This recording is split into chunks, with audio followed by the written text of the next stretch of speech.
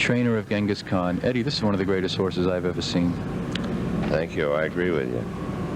He is a great horse. Now, you raced his mother, Robin Dundee. I know you got her very late in her career. Any similarities between Robin Dundee and Genghis Khan?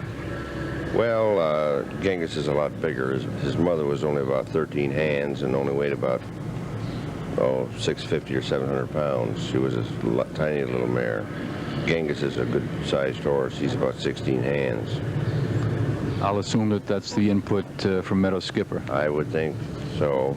Although Robin Dundee has a half-brother by Flying Song that I saw when we were out in Alberta last fall. And he's a big black horse like Genghis. He has size too. I don't know why he's so small. That is rare as far as I know, as far as the Australian and New Zealand horses are concerned, because most of them do tend to be large horses. Right, they do. Especially New Zealand, they have a lot of big horses. Now, I recall Robin Dundee, when you raced her here in this country, she was always outfitted with this white harness. And when Genghis was a 2-year-old, you outfitted him the same way in this white harness. That's right. I thought the mare always raced in white harness and hopples, and so was the 2-year-old. We raced him that way. How come it was discontinued? Oh, I don't know. Some people didn't like it, and we just took it off from him, you know. Eddie Cobb, you are no stranger to great horses. You raced a horse back in the early 60s that many people consider the premier pacer of his time, and that was ADIOS BUTLER. Is there any similarities, perhaps, in between ADIOS BUTLER and Genghis Khan? Well, they're just both great horses. They're different. ADIOS BUTLER was a very high-strung horse. After a race, he was just, you couldn't do anything with him. You couldn't take a picture. You couldn't, he wouldn't stand. He just kicked the sulky right up over his back. But once he was back in the barn, he was just docile like a lamb, and all the time. He never was high-strung except just when he was racing. I don't think I ever saw a horse that keyed himself up for a race like he did. He just everything was for that couple of minutes, when he was racing. Well, my two fondest recollections of ADIOS BUTLER were first the 157.4 that he did set at Roosevelt Raceway, and I'm still convinced that he could have gone faster than that.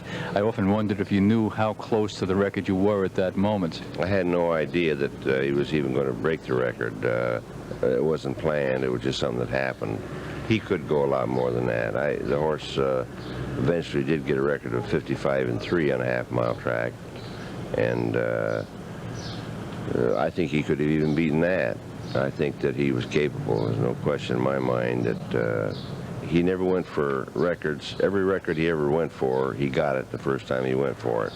He went for the mile record on a mile track, and went 54.3, and Brett Hanover, who broke the record later, he went about 10 or 12 times to break 54.3, and finally just got the right day and the right track and everything just right, and he did break it.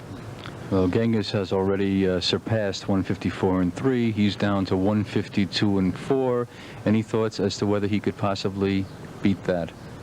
I think he's capable with the right conditions. I think that I'm sure he is, because he went 53.1 here, and he was 2 wide on the first turn and 3 wide around the last turn, and had no cover. He was just out in the air, and that's the greatest mile he's ever gone, in my opinion.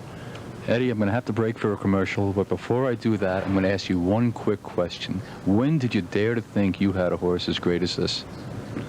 Well, I always knew he was a great horse, but I always felt he could pace in about 53.5. I always was sure he could do that, and I didn't, I guess, dare think that he could go any faster, but I mean, I knew that he could do that, and I knew eventually he would.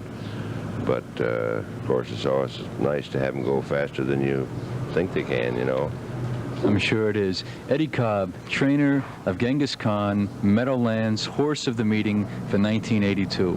We'll be right back after this.